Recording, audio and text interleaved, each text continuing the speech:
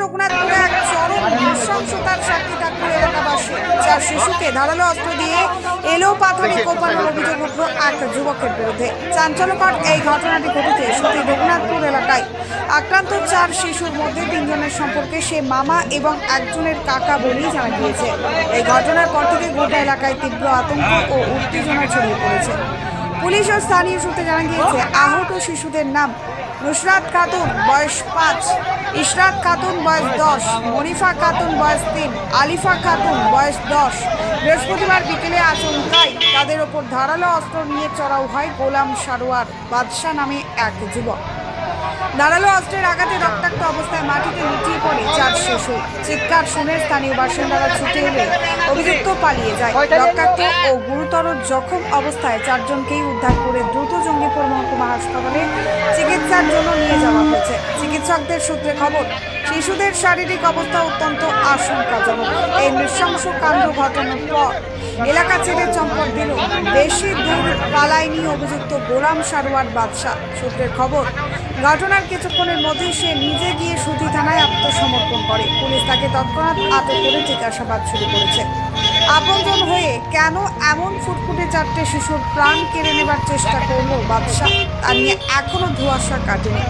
পারিবারিক কোনো বিবাদ নাকি এর পেছনে রয়েছে অন্য কোনো মানসিক ব্যক্তিত্ব, তা খতিয়ে দেখছে সুতি থানার পুলিশ। এদিকে ঘটনার খবর রঘুনাথপুর এলাকায় জানাজানি হতেই শয়ে শয়ে মানুষ ঘটনাস্থলে ভিড় জমান। পরিস্থিতি নিয়ন্ত্রণে রাখতে এলাকায় পুলিশ নজরদারি বাড়ানো হয়েছে।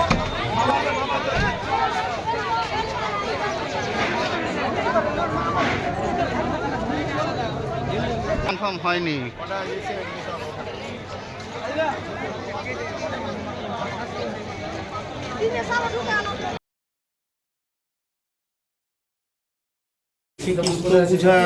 মানে কিছু বুঝতেই পারি না, ফ্যামিলির লোকজনও এখনো নেই, কিন্তু এইভাবে বাচ্চাগুলোকে কি কারণে মেরেছে তা কেউ এখন বুঝে উঠতে পারছে। কজনকে মেরেছে?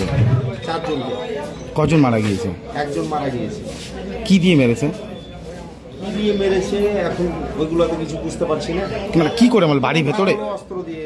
বাড়ির ভেতরেই? হ্যাঁ, বাড়ির ভিতরে, একটা বারান্দায় একটা বাড়ির ভিতরে। মানে এরা কি একই পরিবারের সবাই নাকি? না, একই পরিবারের নয়। কোনটা আমার ভাগ নিয়েছে, কোনটা ভাইয়ের ছেলে আছে, কোনটা চাচাতো ভাইয়ের মেয়ে আছে। কেন করলে এই ধরনের ঘটনা? কেন করলো এখন সে ছাড়া কেউ বলতে পারছে না। তা কি মনে করছেন প্রাথমিকভাবে আপনারা? এটা এখন তো মনে করছি তার কিছু মাথার কিছু গন্ডগোল আছে।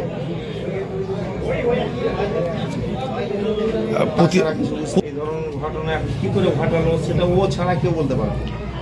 বাবার বাড়ির লোকজন কেউ ছিল কি ছিল না, কেউ থাকলে তো এরকম হতো না। কি নাম তার? ডাক নাম বাদশা আর গোলাম সারোয়ার। কি চাইছেন এখন আপনারা? কি চাইবো, তাকে যাতে এই এলাকায় যাতে এর পরে এরকম কোনো বিশৃঙ্খলা না হয়, তার জন্য আইন যেটা ব্যবস্থা নেবে সেটা এলাকাবাসীর জন্য ভালো হবে। আপনার নাম? আমার নাম আনসার শেখ।